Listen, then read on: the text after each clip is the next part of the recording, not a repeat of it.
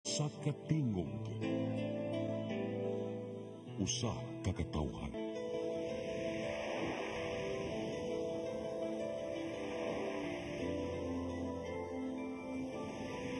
Cebu Catholic Television Network.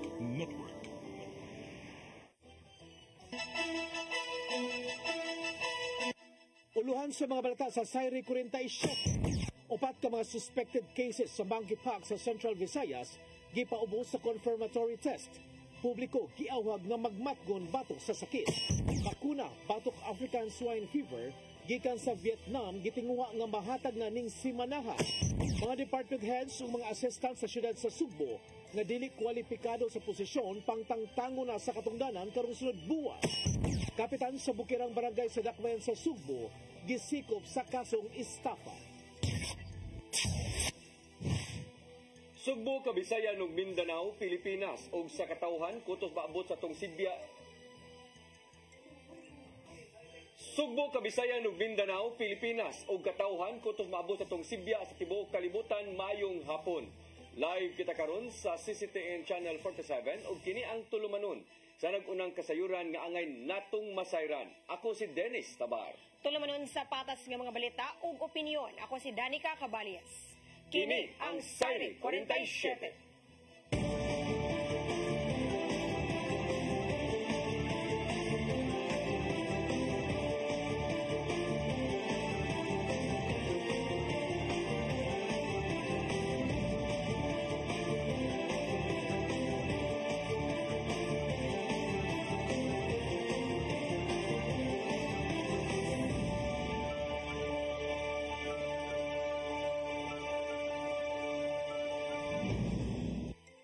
O karon sa kumpletong detalye sa atong mga balita, Department of Health dinhi sa Region 7 miawhag sa publiko nga magbantay og magmatngon batok sa sakit nga monkeypox. Gipaubos sa confirmatory test sa kauluhan ang samples gikan sa upat ka mga suspected na kaso dinhi sa rehiyon. Ang kasayuran ihatod ni Gian Navarro. Hugot ng gibantayan sa Department of Health 7 ang pagtumaw sa Mpox o kaniadtong monkeypox dinhi sa nasod. Gitaho ni Regional Epidemiologist Dr. Eugenia Mercedes Cañal nga gipaubos sa confirmatory tests ang upat ka suspected cases dinhi sa Central Visayas.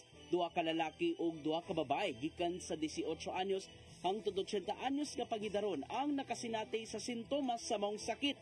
Sama lang kini sa hilanat, pagpanakit sa lawas, mga butoy-butoy sa lawas, gahapdos ug uban pa. Nadawat nila among sumbong karong buwana og nagkinahanglan og hangtod duha ka semana una pa makit-an sa Research Institute for Tropical Medicine kung nagpositibo ba sila. Now, the confirmed case needs a confirmation, laboratory confirmation sa katong iyahang rash ato na pagdakuha ng sample ang katong iyahang mga rash nga nitubo. Okay? Sa parte sa iyang lawas, it could be on the face, it could be sa kamot, it could be in any other part of the body. Walang hinatala nga travel history ang mga nakasinati sa maong sintomas. Kapandili ang ngayang kakumpiyansahan ng Mpox tungod kay direct contact sa lawas ang pamaagi sa pagtakod. Hinoon gamay lang ang namatay nini gumikan sa ubos niyang case fatality rate. Positive siya og Mpox and then nagka-sexual contact siya sa usa ka babae. There is a possibility na matakdan si girl tungod sa ilahang contact na duha, sexual contact. So makuha siya through sexual contact. Sa tuwa pa ni tumaw ang maong sakit din sa rehiyon, miawag ang DOH7 sa publiko nga maigmaton pirmi pinagi sa paghiling sa doktor kung nakasinati man sa mga sintomas sa Mpox. Apil na nini ang pagpanghunaw sa kamot kanunay, pagbaton og kahinlo sa lawas kon proper hygiene o pagpanapong sa baba kun ubhon o hatsingon. Or naakay nagitandog ni or nakay direct contact pod sa imong household members. So within that span of 1 to 21 days, that person next to you or within the household or imong naka-sexual contact will develop signs and symptoms within that range. Pinaunag sa DOH7 ang halapad nga pagpanginlabot sa matag LGU batok sa mong sakit. Apil na ang mamahimong contact tracing. Samtang gipaubos sa heightened alert ang mga tambalanan sa rehiyon aron matiman ang mga nakabaton sa maong sintomas. Gian Navarro, CCTN News. Gingwa sa Department of Agriculture nga makatag ning semanaha ang mga bakuna batok sa African swine fever gikan sa Vietnam. Mato ni Secretary Francisco Chu Laurel Jr. nga voluntary lang ang pagpahimo sa maong bakuna ug ihatag kini sa pipila ka mga lugar sa nasod. Ipangapod-apod ugmang adlaw ang initial nga 10,000 ka doses sa ASF vaccine sa Batangas. Din daghang mga baboy ang natakbuyan sa maong sakit. Migahin ang DA og 350 million pesos aron paliton ang halos 600,000 ka mga ASF vaccine doses ug masuwayan. Nasayran nga giuyunan sa gobyerno ang bakuna gikan sa ABAC sa Vietnam aron iturok ngadto sa mga baboy subay sa nagkadaghang kaso sa ASF.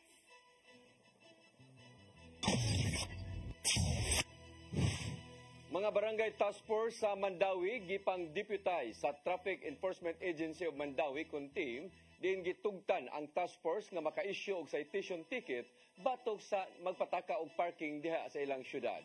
Ang kasayuran ihatod ni Mary Rose Sagarino. Mamahimo nang maka-issue og citation ticket ang mga barangay tanod sa Mandawi kung adunay magpataka og parking sa ilang mga sakyanan ug illegal nga magbaligya sa kilid sa daan. Kini human gipanghatagan na sila og ID og citation ticket sa Traffic Enforcement Agency of Mandawi kun team. Moabot sa 135 ka mga barangay tanod ug matag 5 ka task force sa barangay ang gihatagan og lisensya aron maka-issue og ticket. Dili sila respetuan. Ningon nga tanod ra mo.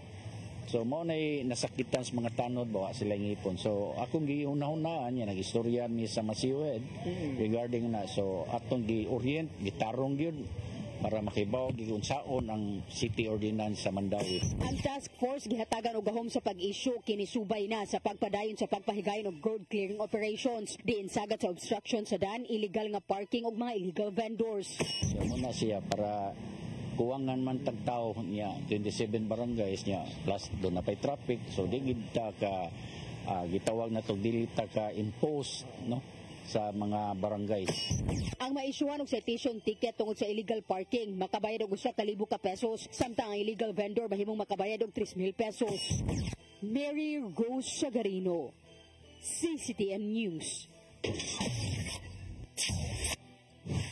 Gipaniguro sa LGU Toledo City nga magpadayon ng supply sa tubig sa Dakbayan taliwa sa mga nasugatang problema. Gipaambit sa mga kadagkuan sa Toledo City Water District ang mga lakang aron dili mabalda ang supply sa tubig ngadto sa kabalayan. Sama lang kini sa pag-ili sa mga karaang tubo, pagbalhin sa 4,000 ka water meter sa Central Section, pagsibog sa tinubdanan sa tubig ug uban pa. Natagamtaman sa mga residente sa Toledo City ang hinay nga agas sa tubig ug non-revenue water sa palibot.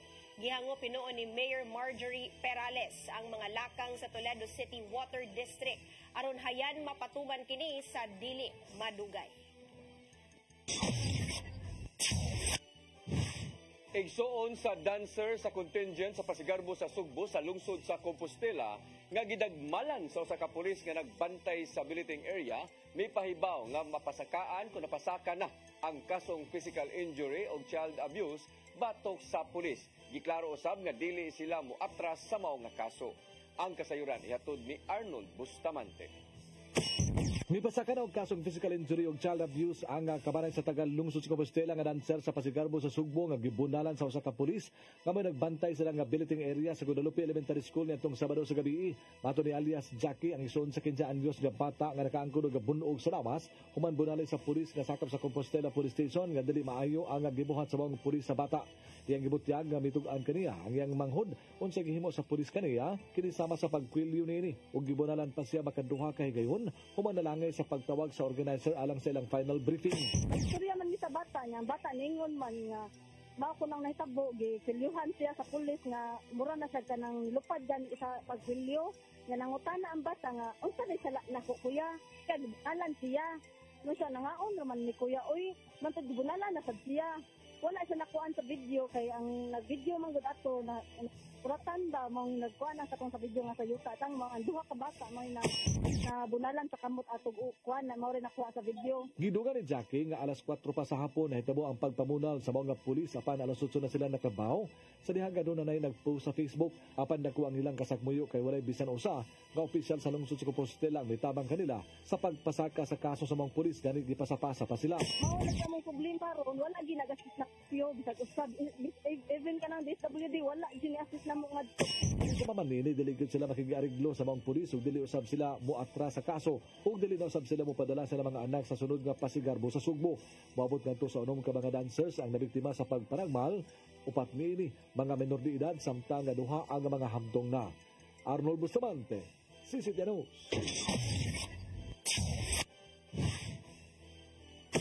Musunod, mga department heads o mga assistant sa syudad sa Sugbo na dili kwalipikado sa posisyon pangtangtangon sa katungdanan karong sunod buwan.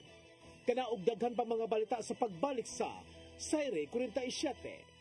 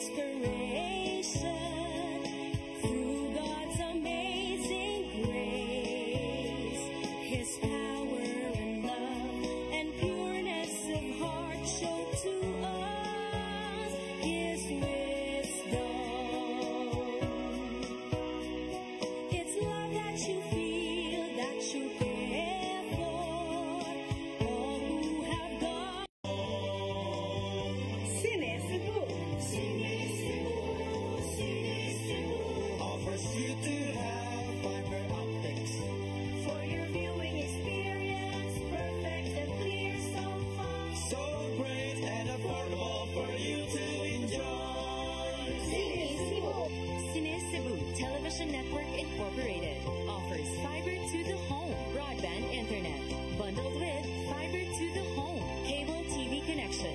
Cine Cebu Television Network Incorporated with its operation in Metro Cebu and the whole province of Cebu soon. And affordable for you to enjoy. Cine Cebu. Ang kinabuhi puno sa hagit. Sabi na, Andrea! Pag-inarte! Pagdita ka! Puno sa butana. Batak pa gani ka kayo? Nagpuyag-puyag na ka? Kinsa man ang masakitin ako din ay gano'n ang kinsa! Kung si Buto mo'y pasabot na di. Puno sa luha.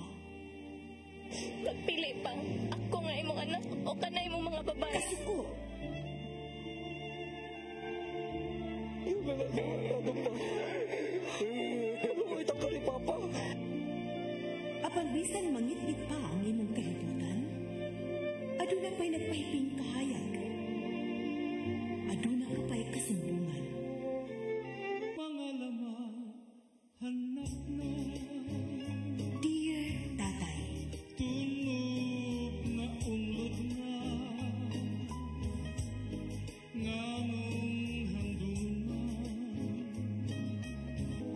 Wailaing pagi aron masabtan nato ang Biblia. Kinanglan nga doon na tayo relasyon kang Jesus. Hangtod sa layan natong panakuban, daghang salamat. Siya.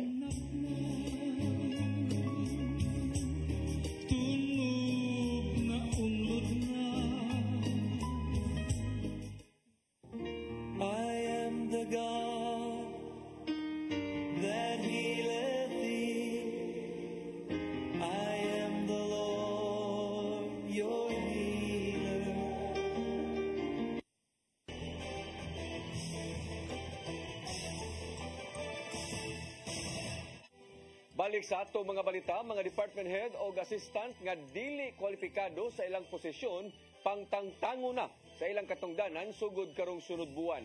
Samtang mga appointment niini gipang-review sa nausab sa kasamtangang acting mayor. Ang kasayuran ihatod ni Sherissa Mayoy. Sigurado ng matangtang sunod buwan ang mga department heads, assistant department head o head of offices sa Cebu City Hall, partikular na niini katong naghupot og maong posisyon nga dili kwalipikado. Ang appointment ni ini gipa-review ni Acting Mayor Melvin Garcia, kinuman nga nibisita sa Acting Mayor ang Regional Director sa Civil Service Commission na kung CSC. Well, kaning director sa Civil Service, nibisita gyud ita nako. Og naa sila yung mga concerns ba. Usa sa akong gipangutana ni kaning sa department heads ug assistant department heads and heads of offices. Mo gini naka-trigger nako gawa sa kang Jonas. Kini gawa sa pagkasuspenso ni Mandawi Mayor Jonas Cortez tungod sa pagtudlo ni ini og department head nga dili haom sa pwesto.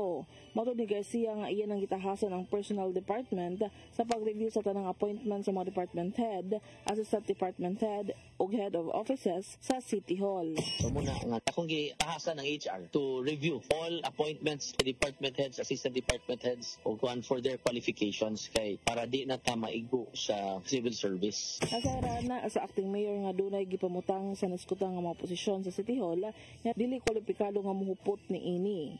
Sherissa Mayoy, CCTN News. Pango sa Garbo Asenso sa Dakbayan sa Sugbo, sumbanan sa alyansa kun gasa nga si Maria Pino. Gipahulipan ni Cebu City Acting Mayor Raymond Iso ang nabuhian na gikan sa Enero hangtod Hunyo ning tuiga sa Central Visayas. Gikan kini sa dulan 16,000 ka mga criminal cases nga giduso niya ng panahona. Gipasabot ni PPA7 Regional Director Rosana Solite nga hangtod 90% sa mga kaso nini may kalabutan na sa ginadiling drugas. Maong pinagi sa gipaus-os nga gidaghanon sa drugas aron masulod sa ilang plea bargaining framework napadali na ang maong mga kaso. Ang among mga investigating officers, probation officers go to jail to interview these persons deprived of liberty nga tuwa pa sa prisuhan nga nag-apply o probation. Isiguro nilang mapaspasan pa ang mga proseso sa pagpadagan sa mga kaso. Kinibisan pa man og gamay ra ang mga sakop sa mga attached agency sa DOJ. And I want also to emphasize that the probation administration is an advocate of the non-custodial measures under sa Tokyo rules. Non-custodial, meaning kami ang supervise ang wala sa prisuhan. Non-custodial. Samtang kitabangan sa PPA7 ang mga PDL nga makabangon na sa hingpit, human nga na-dismiss na ang kasong ilang giatubang.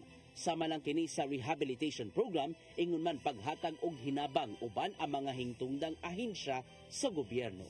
Nakikitawag na therapeutic community, diin ang ilang mga behavior will be corrected through the community, mga kliyente na sa. Nasa big program sa restorative justice, nasa principal manchabisan. But any mga programa focused on the behavior of our clients so that they become productive and they would not resort and commit another crime. Navarro, CCTN News. Kontrobersyal nga si Police Lieutenant Colonel Juby Espinido mibutyag ngadto sa mga kongresista nga dunay ganti nga madawat ang mga pulis kung makakuta sa mga drug operations. Kini ang nagpadayong investigasyon sa Kongreso kabahin sa dugoong drug war sa administrasyon ni kanhi Presidente Duterte. Ang kasayuran ihatod ni Gian Navarro. Gibutyag ni Police Lieutenant Colonel Joby Espinido atubangan sa Quad Committee sa Kongreso nga dunay ganti alang sa mga kauban kung makalapas man sa quota bahin sa mga operasyon batok sa illegal nga drugas.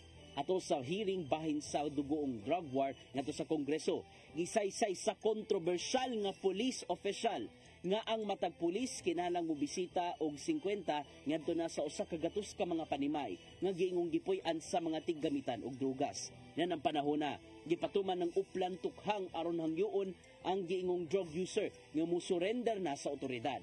Kung makalampos man og makadakop sa giingong drugista, makadawat ang pulis og hangtod 100,000 pesos nga reward. Gipatuman kini ato sa dugoong kampanya sa administrasyon ni kanhi Presidente Rodrigo Duterte batok ginadiling drugas. Gibutyag di Espinido nga adunay mga rewards nga madawat kung makapatay man og durugista atol sa operasyon. Diin nagagikan among mga pondo sa small time lottery operations kon STL nga gipadagan usab sa gobyerno. Dawaton usab kini sa mga police regional commanders, provincial commanders ug mga sakop nini ang pondo nga nagigikan matud pa sa waiting lords. Apil usab sa makadawat sa mongganti ang kinsamang makapatay sa giingong durugista. Apan midepensa ang Chief Presidential Legal Counsel sa Duterte Administration nga si Attorney Salvador Panelo nga walay pulisiyang gipatuman ang gobyerno bahin sa dugoong drug war. Samtang gitataw ni Espinido ngadto sa Quad Committee sa Kongreso nga wala siya nag-apas sa pagpatay sa mga drug suspects. Nagatubang si Espinido og managlaing kasong homicide kaniadto tungod sa gingong pagpatay sa mga drug suspects. Apil na ang gidangatan ni Ozami City Mayor Reynaldo Paruhinog natong 2017. Nakadawat usab si Espinido og Order of Lapu-Lapu ato sa termino ni Duterte tungod sa pagpatunhay sa kaluwasan sa palibot. Gian Navarro, CCTN News. Lapu-Lapu City magmugna og club alang sa mga performers gabansayon sa pagsayaw, pagkanta ug arte ug daghan pa. Himoong regular ang pag-ensayo ilabi na nga adunay plano nga musalmot sa mga dagkong festivals ang syudad. Ang kasayuran hato ni Crystal Joy Pelerca. Giplanuhan na sa dakbayan sa Lapu-Lapu ang pagmugna og theater club nga idugang sa kasamtangang Lapu-Lapu City Performing Arts. Kini tungod kay ang performing arts nakasentro lang sa sayaw. Ug sa maong theater club, idugang na sa training ang pagkanta o pag-arte. Kung diin himuon ng binuan ang pag-ensayo sa mga performers aron nga mas mahanas sila og daghan pa ang makatunan. Matod ni Mayor Junior Dahongchan nga ang kadtong mga performers nila sa Garbo sa Lapu-Lapu Festival mo ilakip na daan sa maong club. Grupo na siya sa mga dancers, no, performers, no. So we make it this regularly, no. I already instructed Gary Lau na ato ning kuliktahon ang mga maayo nga mga upunganon nga dunay talento nga performers nga ato i-develop kabila katong yung mga dunay potential nga maayo kayo nga ato pang ma-enhance. Samtang sigun pa ni Gary Lau, ang officer in charge sa Lapu-Lapu City Tourism Office, nga ang mong inisyatiba usa sa iyang gisugyot ngadto sa mayor sa dihang paglingkod niya isip OIC og dili lang tungod sa nahimong resulta sa Pasigarbo sa Sugbo. Giingon pa niya nga bisan ni adtong pagsugod nila og training para sa Pasigarbo, naglisod pa sila og pangita og mga dancers. Maong karon nga aduna na sila'y napundok, hingusga nilang mapadayon pa ang training sa mga performers. Para undayon anduyanon ang atong mga bata ma-enhance, ma-level up, as what the governor is saying, ma-level up ta sa ato ang performances in the future to come. Dili lang hinuon kini para lang sa mga dagko apan lakip nga i-train ang mga batang interesado. Tumong usab nila nga i-train ang mga miyembro niini sa nagkadayang sayaw aron nga sa oras sa mga aktibidad ang mga bata na maoy mo perform. Lapu-Lapu Performing Arts. We will just include nga na theater club ba. Mo siya na club. Na siya kanang theatric ba na training. So ako nang giinan ang atong pag-practice na focus na from the Luzon, Visayas, Mindanao. Kung na invitation, we can na invitation from our office or to present something, ang ilang presentation from Mindanahanons, makapresent sila, makasayaw sila. Something na musayaw sila og hip-hop, makasayaw sila og hip-hop. Musayaw sila og kanang pang tinikling, makasayaw sila og tinikling. Inana ba? Idugang pa niya nga ang mga miyembro magdawat usab og allowance. Gihangyo pa ni Lau ang mayor nga himuong studio ang pipila nga bahin sa Lapu-Lapu Art Gallery aron adunay lugar sa pag-ensayo sa ilang mga performers. Sa giingon pa ni Lau, preparasyon na kininila ilabi na nga sa mosunod nga mga festivals, mosalmot na ang dakbayan isip competing contingent ug dili na guest contingent. Crystal Joy Felerca, CCTN News. Mosunod, kapitan sa Bukirang Barangay sa dakbayan sa Sugbo, gisikop sa kasong estafa. Kanaog daghan pang mga balita sa pagbalik sa Sayre 47.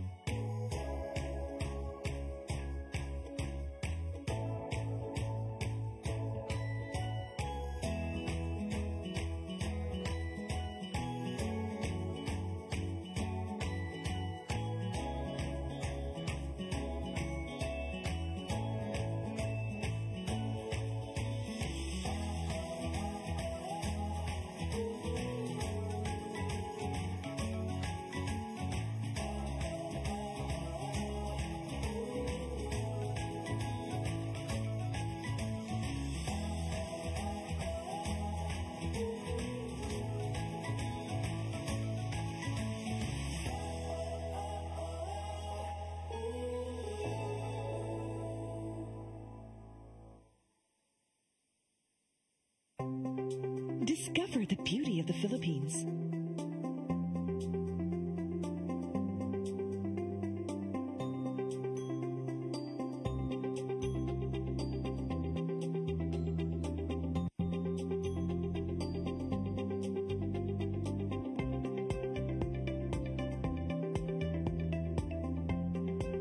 With Philippine Airlines, the country's flag carrier.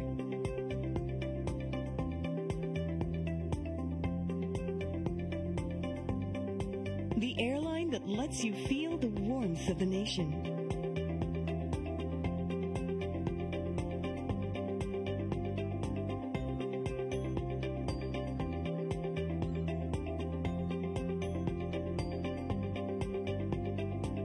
Mabuhay!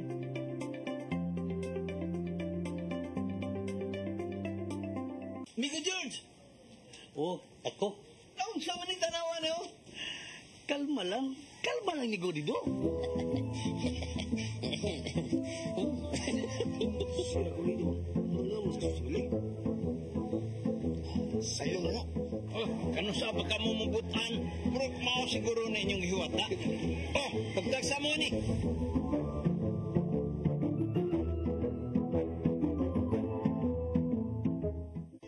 Come October 4, 5, and 6, another gathering will be held in Cebu City, the first National Charis Conference, which is open to all charismatic communities, realities, and expressions.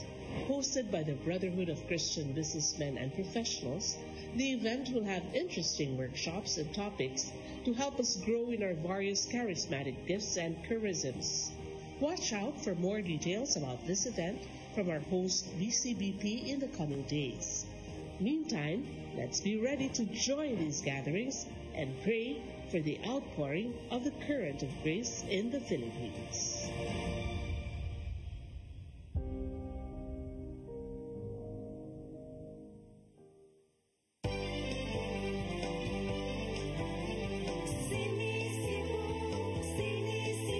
For your internet connection and for the signal of your cable TV, so fast and straight the transmission to your home.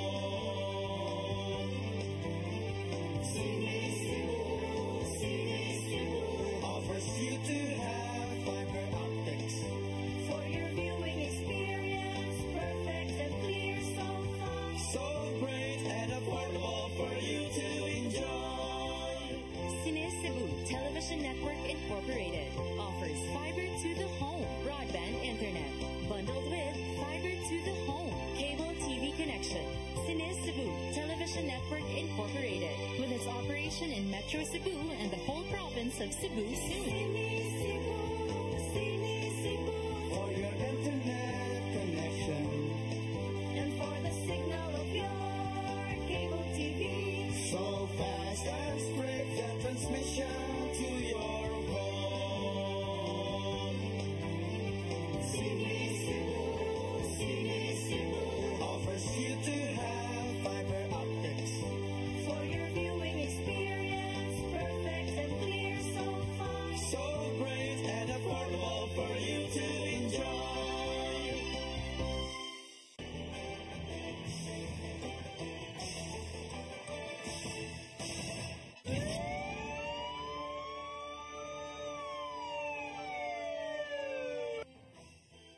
Balik sa atong mga balita, incumbent barangay captain sa usa sa mga bukirang barangay dinhi sa Dakbayan sa Sugbo nasikop human ma-serve ang iyang warrant of arrest, then ang mao nga dinakpan gitumbok nga top 1 sa most wanted person sa station level.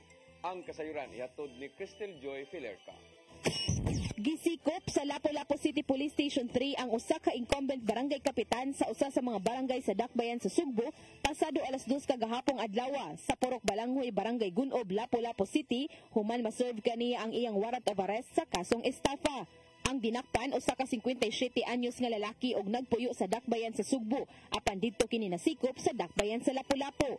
Gitumbok siya nga top 1 most wanted person sa Station 3. Mato ni Police Lieutenant Colonel Christian Torres, ang spokesperson sa LCPO, nga ang akusado maila nga most wanted person kung ang kaso niini masud sa parameters nga gihatag sa National Headquarters. Ang warrant of arrest nga giserve sa dinakpan gi-issue ni atong Agosto 12 ni Judge Ana Marie Militante, ang presiding judge sa RTC 7 Judicial Region Branch 53 sa Dakbayan sa Lapu-Lapu. Aduna hinuoy gitugot ang korte nga 66,000 pesos nga piyansa alang sa temporaryong kagawasan sa dinakpan. Gidugang ni Lieutenant Colonel Torres nga may kalambigitan kini sa yuta ang kasong giatubang sa maong barangay kapitan. Crystal Joy Felerca, CCTN News. Kusinero sa usa ka food stall sa Banawa, Barangay Guadalupe nadakpan sa Police Regional Office 7 sa buy-bust operation ug nakuhaan og binulto nga shabu nga motimbang og 3 ka kilo. Iyang amo giingong attack sulod sa Cebu City Jail. Ang kasayuran ni hatod ni Arnold Bustamante.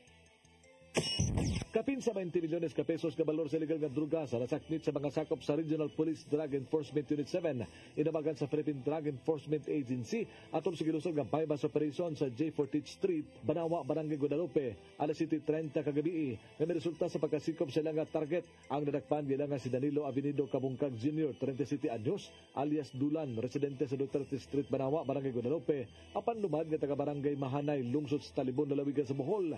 Nakuha sa mga operatiba aga mga bidulto sa gituang shabu nga motimbang sa 3 kilos nga dunay standard drug price nga 20.4 milyones ka pesos. Matud sa usa sa mga operatiba nga di magpahingan nga namonitor nila ang lihok ni Kabungkag human sa mga dakop sa nanglabay nga mga operasyon. Dinagko ang supply nga mabot sa suspitsado nga ni ikaduhanan niya kini nga paghatod sa illegal nga drugas. Dinang una nakadeliver siya sa 2 ka kilo niadtong Hulyo 2024. Gingong nasa sulod sa Cebu City Jail ang kontak niini nga mo'y manawag niya nga dunay moabot nga supply sa illegal nga drugas ug mausab ang momando kung kinsa ang iyang hatdan. Human mamonitor ang iyang lihok kilusad dayon ng buy-bust operation nga may resulta sa iyang pagkasikop. Si Kabungkag tigluto kini nga fried chicken ug dili sa baboy sa usa ka food stall nga nahimutan sa Banawa apan na naikag sa dihang nga gihaylo sa iyang amigo nga mohatod sa illegal nga drugas bugti sa bayad nga 10,000 pesos. Among amigo taga Bohol apan na naana sa Pasig nagpuyo ug ingnan lang siya nga dunay ipakuha nga bag nga dunay sulod nga illegal nga drugas. Dito niya kuhaon ang bag sa usa ka vulcanizing shop at bang sa kitrabahoan niya sa food stall sa Banawa. Apan wala matud pa siya kaila kung kinsa ang nagbili niini ug tawgan lang siya sa usa ka inji kung asa ihatod ang mao nga bag. Ang buhaton niya iyang buak-buakon ang sulod niini gikan sa kinilong nga tuna sa tag 25 gramo sa matag putos ug ihatod dayon sa imando sa manawag kaniya. Human mahatag ang mao nga supply, hatagan na siya sa iyang suhol nga 10,000 pesos.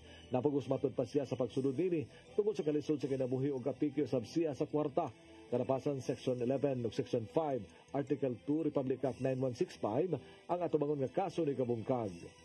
Arnold Bustamante, CCTN News.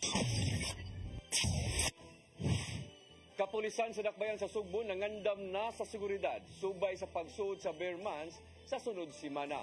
Daghang pulis ipakatap sa kadalanan sa syudad sa Sugbo sa mosunod nga mga adlaw. Ang kasayuran ihatod pagbalik ni Arnold Bustamante.